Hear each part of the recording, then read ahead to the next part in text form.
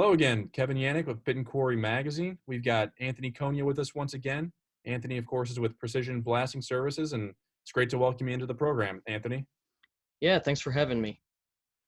We certainly appreciate all your contributions over the years to Pit and Quarry, and if you're not familiar with Anthony's work, go to pitandquarry.com and you'll find a lot of his written contributions.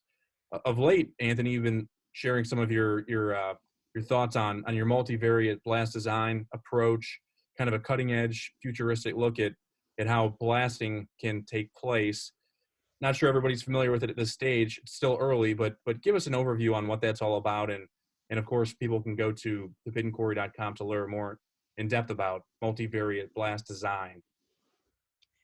Yeah, happy to talk about it. One of my favorite topics to talk about here. And just to take a brief look back at the industry, the industry as a whole developed powder factor design back in the mid 1600s. And it was sort of abandoned, and there was a whole bunch of different design techniques tried throughout history. And powder factor ended up coming back in the 1940s. You really don't hear about it much from the late 1600s to the 1940s in blasting literature. Well, in the 1940s, it came back because we needed to have some type of design technique blasters could use on the bench. But as soon as the 1950s rolled around, people started realizing powder factor was a really ineffective blast design technique. So we fast forward to the 1970s, and that's when what we call independent variable blast design was developed. And what this means is when we design our blast, we design our burden, then our stemming, then our subdrill, then our spacing and timing. And this works fantastic for, 80, 85, 90% of operations.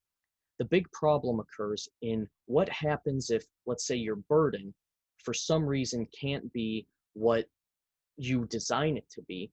Now, none of those other variables following along in that process work because that design process cannot account for deviation from previous variables. And we ran into this in a project over in the Middle East primarily. That was sort of one of the first big ones that we started looking at this, that the mine was owned by the government. And so they had a contractor in there, but there was a maximum legal powder factor they could use. And the contractor already had a certain design.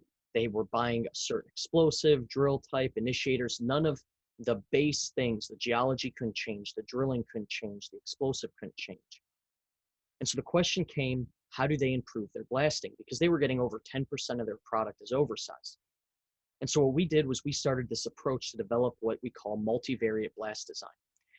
And the fundamental philosophy on this design approach is that all of these different variables, and not even necessarily the variables, but certain ratios of variables, are all interrelated to each other, and changes in some of these dramatically affect others. And for example, in some of the articles that I've published at Pit and Quarry, we talk about how certain things like your stemming material actually needs to change your burden.